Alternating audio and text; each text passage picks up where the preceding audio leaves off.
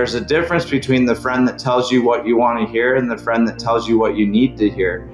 And I think we all need the friend that tells us what we need to hear so much more than the ones that just tell us what we want to hear. I would love to just have you riff on where this started. How did the inspiration happen? Like, just give us a little bit of that rundown, a little bit of the coloring of, what were the infancy stages of GoBundance and where is it now? And walk us through GoBundance, please. Originally, it was men because we were just 4 or 5 friends that were hanging out, all business owners, mainly in the real estate space. I was able to follow not only my father's footsteps in business, but also David's, because David had sort of blazed the same exact trail that I was on.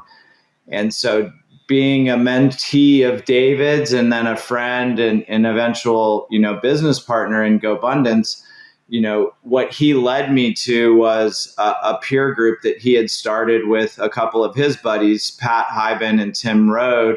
Then we became a group of 4. And what we were doing was adventurous things where we would bring our goals and we would share deep challenges, and we would share our religious views, our political views, what our finances were, like all the conversations that should be off limits.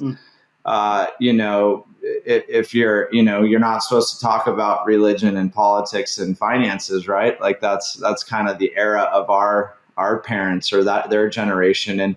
But how does an organization like GoBundance get started? It's crazy because we didn't set out to do anything. We set out to just be a group of guys that supported one another and were so authentic with each other and so real with each other that we would tell each other the things that needed to be said, not what people wanted to hear. There's a difference between the friend that tells you what you want to hear and the friend that tells you what you need to hear. And I think we all need the friend that tells us what we need to hear so much more than the ones that just tell us what we want to hear. And the higher you climb in the ladder of success, then the more likely you are to be surrounded by people that tell you, the things that you want to hear, the accolades, and, you end up with people that don't challenge you on your bullshit, basically. So we created a space for that, but it's not despite us having some financial qualifications to get into the group, not because we think that's the scoreboard to keep track of, but we believe there's a certain amount of freedom, a certain amount of likeness and problems you face when you've reached a certain level of success. And it's true that it's lonely at the top, unless you decide to be a lone wolf that joins a pack. And that's what GoBundance is. It's a place for lone wolves to finally find their pack. And if you really want to go deep on it, there's the book we wrote, The Tribe of Millionaires. It's a parable.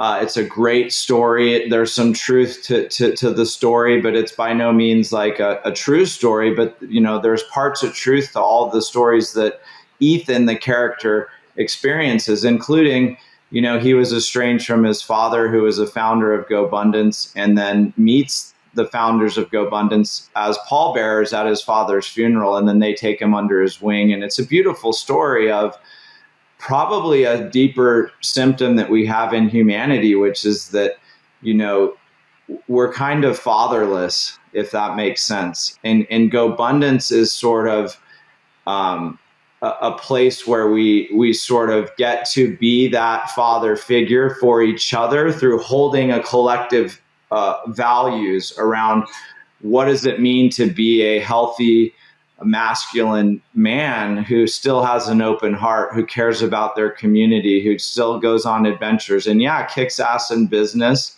but also invests wisely so they're not beholden to working forever. So there's a lot of these elements that I'm saying, and health is a big part of it as well, and family. So these are the pillars of GoBundance that we're built upon. And I think it's, it's that space we go where we get that confidence, that belief that we need. Maybe we don't have it for ourselves, but if others are able to see that. So it's not just about calling out stuff, but calling up the qualities that we see, calling up and out the qualities that we see in each other. And it's an amazing journey to start with a handful of people and then end up with an organization with, now close to 1,000, members across all membership tiers, and to know that they're all people that want to make a difference, that are authentic, that strive to be their best. And, we run adventure trips throughout the whole year, retreats anywhere from 250 people to 12 people. So there's intimate and small, and there's big and robust, but we always have adventure. We like to do shoulder to shoulder adventure because we think for guys, especially, and for anyone in general, honestly, like if you can do something experiential together, which is shoulder to shoulder, then you can go deeper when you're then face to face, eye to eye. And so we like to do those experiences during the day. And then at night, we hold our conferences where we get together and we mastermind until 9, 10, 11 at night. The best thing is, being able to go to an event where there's 100 guys. I haven't met 80% of them yet, that what we've created has changed their lives. Like there's something so humbling about that journey and about watching that